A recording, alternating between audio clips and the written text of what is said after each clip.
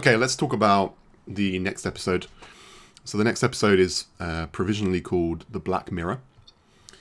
And it opens with the players fighting the conscriptor and several dread convokers, or dread moors as they're written on the initiative counter.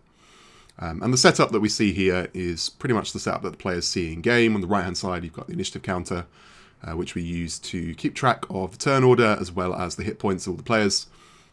Find that this information is very useful for everybody, being able to see what everyone else's hit points are and a bit of information about the enemies as well, so that you can keep track of those.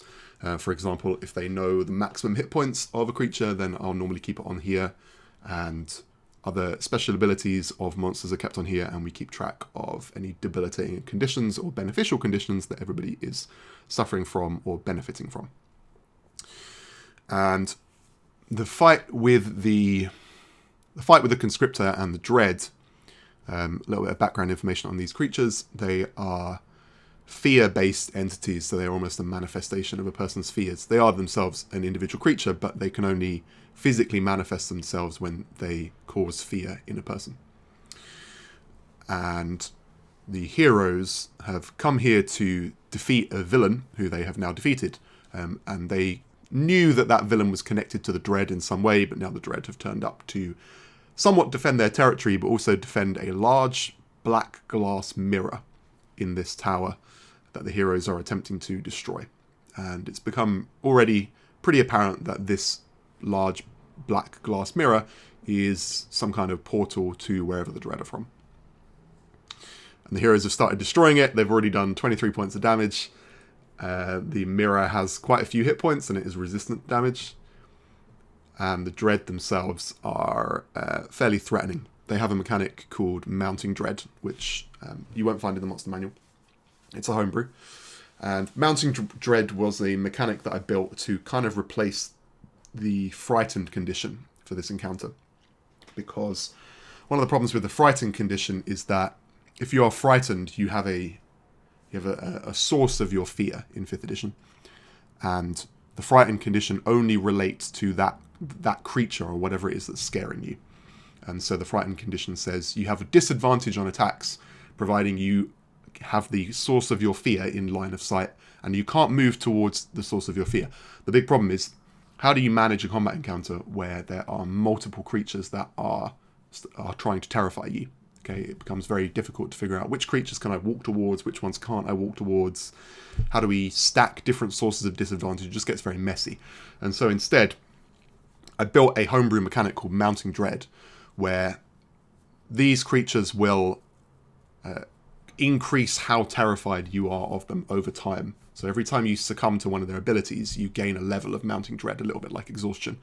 And each stacking level of Mounting Dread increases the debilitating conditions that you're suffering from, and so it gets worse and worse. It's this idea of literally your fear is building to the point where you can't do anything.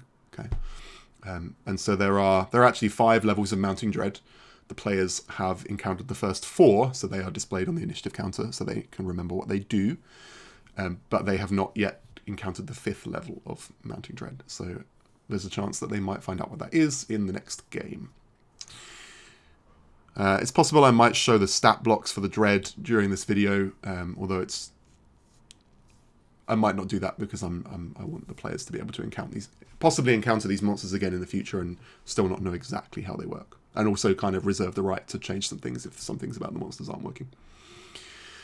So, at the end of the last game, the players were assaulted at the end of the last boss battle by these convoker creatures, which are these slightly smaller but still fairly sizable dread creatures.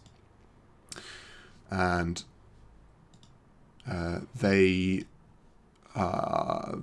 very last thing that happened at the end of the last game was that the conscriptor, who in the context of the kind of dread, I guess the word might be ecology, but their society is a conscriptor functions a little bit like a hive queen for an ant colony or a bee colony. And so she is vastly outnumbered by the convokers, or these dreadmores as I sometimes call them, who are kind of like colony workers. They're a bit like worker bees or worker ants. So there are lots of those, and there's only one conscriptor. And the conscriptor is in charge of creating more dread, okay, within their society. So she is kind of coded female, and they are kind of coded male, but they don't really have gender in that kind of way. It's just coding in order to symbolize that to the audience, the players. So in the current fight, let's talk about the players' current predicament. So if you look at the initiative counter on the right-hand side, the players are in a bit of a bad spot. 5 of them have got less than half hit points as a result of the previous fight. And I'm also tracking for them their levels of mounting dread. So written here as MD and their current level. So all of them have failed saving throws already, which means that they all had multiple levels of mounting dread, except for the heroes have a familiar companion who's been controlled by an NPC, and that NPC is a fairly high-level spellcaster, and is able to cast things like Lesser Restoration and Remove Curse.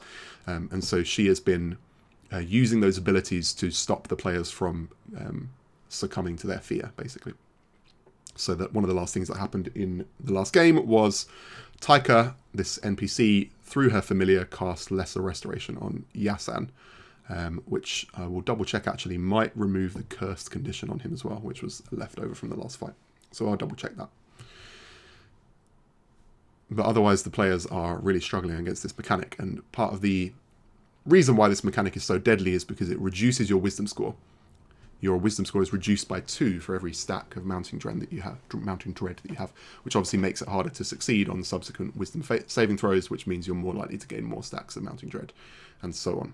So fairly deadly death spiral sort of mechanic, very dangerous if the players don't handle it properly. So in the fight currently, we've got Timur, Mihai, and Iroh over by the mirror, who are trying to destroy it, and the other 3 heroes, Yasan, Bedina, and Toasty, are all being grappled by the Dreadmaws, and the conscriptor has just turned up. Now, this isn't going to get published until after the game, so the players will not know my thoughts on the strategy, and obviously as the DM I have some advantages when it comes to strategizing because I have all the information. But generally speaking, okay, so the conscriptor actually just took her turn, so it used her action to get through the mirror, and then she had to use her bonus action to enter the mortal realm because she entered through the mirror and was on the ethereal plane. So she's actually used her turn. She does have legendary actions, so she will get to do things while the heroes are trying to stop her. But it does effectively mean that it is the hero's turn now. They happen to all be adjacent to one another in the initiative order, so it's now Iroh's go, and then the turns will progress onwards. The heroes here, in my opinion, their best bet is they probably want to take out the Convokers, okay, these guys, first, in order to minimize the amount of damage that they're taking and the number of stacks of mounting dread that they are going to succumb to. So taking those out first is probably a really good idea.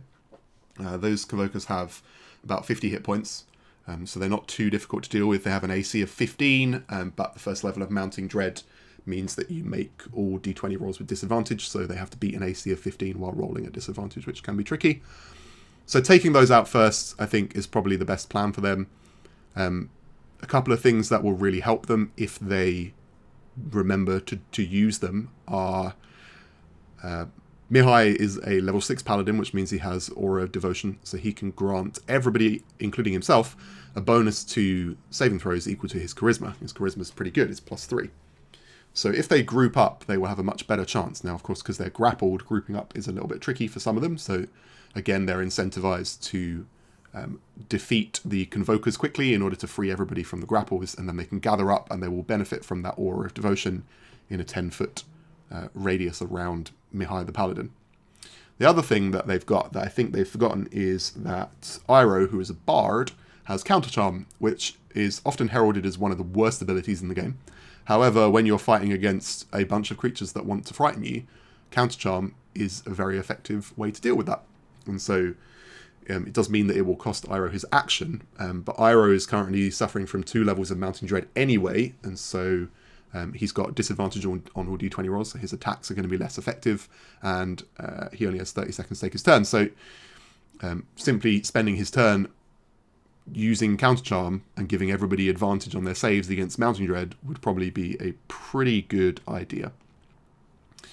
So if they can group up and use Counter Charm, they will have a much better time against the Mounting Dread problem. And if they can deal with the Convokers, then the only creature that they will have to deal with is the Conscriptor and her legendary actions. And the first thing that she's going to do with her legendary action is use 2 actions to cast a spell, and the spell that she's going to cast is a variant of Banishment, and she's going to try and banish probably either Mihai the Paladin or Bedina the Barbarian to the Underworld, basically, or Acheron, as it's called in my game. And if that succeeds, they're going to have a big problem, because they need Mihai's Aura Devotion and they need Bedina's damage in order to deal with the problem that they're facing. Whether or not the mirror and its destruction ends up being an effective solution to the Dread is another issue, because while the mirror is a portal, a doorway to the place where they're from, destroying the portal doesn't necessarily stop the Dread. What might happen is, if the Dread are wary of being stuck on this side of the doorway, then they might try to get through the doorway before it's destroyed if they think that they are going to lose. But that will only really happen if they think they're going to lose. So the heroes may have a bit of a tough time on their hands if they decide to destroy the mirror first. I think, based on the players' conversation, I think the thing that they're scared of is the fact that while the mirror remains intact, more Dread can come through it. As it happens, there aren't any other Dread nearby. This is a fairly small colony of Dread, and so they've encountered 5 Convokers so far. There is one more lurking around, but it hasn't made its... Well, it's tried to make its move and failed on a couple of occasions. So there is only one other Dread that is waiting to enter the fight, and so the scales aren't going to tip too much further out of the player's hands. So we'll see what they end up doing. Maybe they'll go with the Destroy the Mirror plan. But this is not one of those times when destroying the MacGuffin deals with all the problems. The destroying the MacGuffin is only a part of the problem. So yeah, we'll see how they do. I do believe they've got quite a few spell slots left, or at least Mihai the Paladin and Toasty the Ranger both have a fair number of spell slots left. So if they can stabilize themselves and then use their spells to get an advantage, then that will probably work out pretty well for them. I know Toasty still has... I'm pretty sure she still has a 2nd level spell slot for Healing Spirit. And I know Mihai still has a 2nd level spell slot which he can use for either his own Lesser Restoration or to use a 2nd level Smite. And these are undead creatures, so the 2nd level Smite spell would be plus 4d8. And so he could easily wipe out one of the Dread pretty quickly with that, I think. But we'll see what they decide to do. Yeah. I think it's going to be an interesting fight. We'll see what happens.